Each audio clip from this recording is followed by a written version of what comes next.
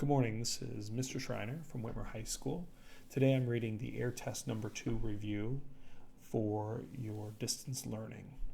This is over the Civil War amendments, the 13th, 14th, and 15th amendments.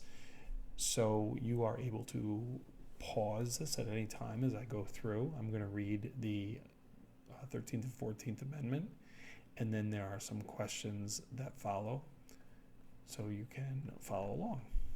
All right. 13th Amendment, 1865. Neither slavery nor involuntary servitude, except as a punishment for crime, where the party shall have been duly convicted, shall exist within the United States, or any place subject to their jurisdiction. Lincoln's Emancipation Proclamation has been called a hollow document since it freed the slaves. The proclamation only freed persons held as slaves in rebelling states. Lincoln realized that as president, he had no legal grounds to single-handedly end the institution of slavery. The president and radical Republicans in Congress also realized that the Emancipation Proclamation could be viewed as temporary and might be ignored after the Civil War came to an end. Lincoln recognized that the Emancipation Proclamation needed to be followed by a constitutional amendment in order to guarantee the abolition of slavery. Passed in 1865, the 13th Amendment abolished slavery throughout the nation, confirming the intent of the Emancipation Proclamation. The 14th Amendment, 1868, all persons born or naturalized in the United States and subject to the jurisdiction thereof are citizens of the United States and of the state where they reside. No state shall make or enforce any law which shall abridge the privileges or immunities of the citizens of the United States, nor shall any state deprive any person of life, liberty, or property without due process of law, nor deny any person within its jurisdiction the equal protection of laws.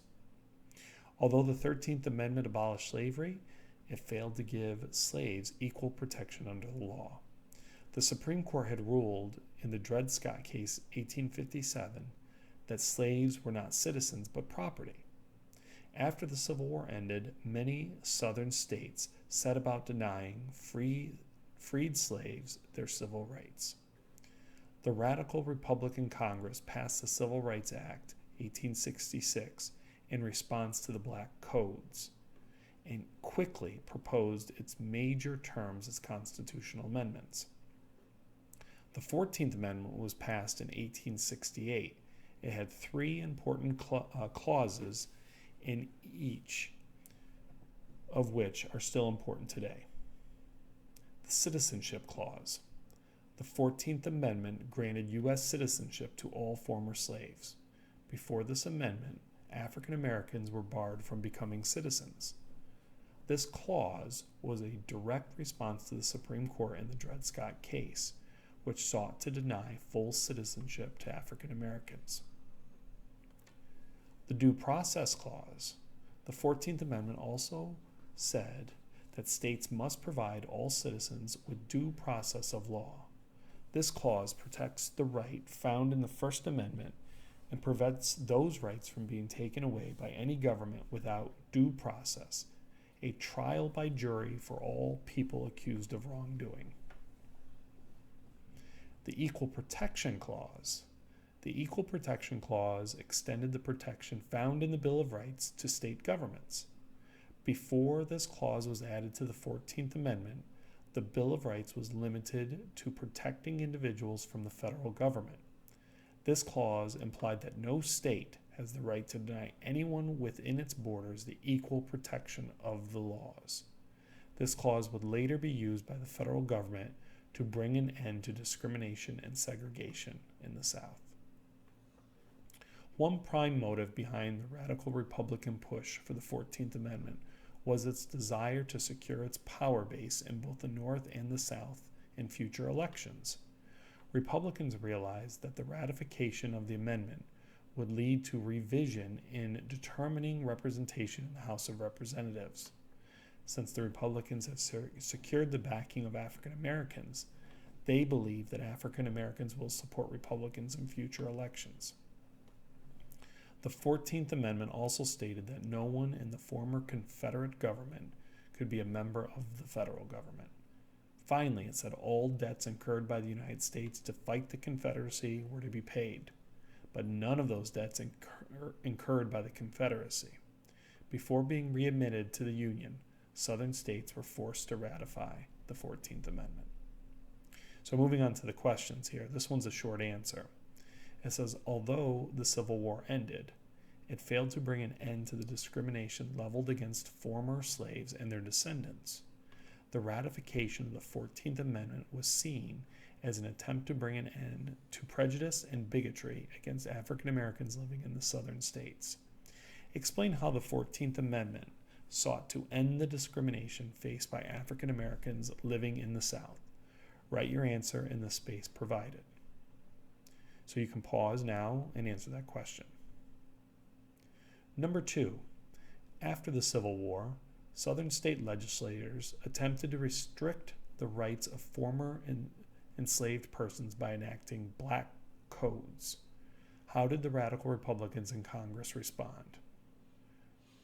A, they created the Freedmen's Bureau. B, they enacted new laws to economically punish the South. C, they proposed the 13th, 14th, and 15th Amendments. Or D, they supported the settlements of former plantation lands. Again, you can pause if you need.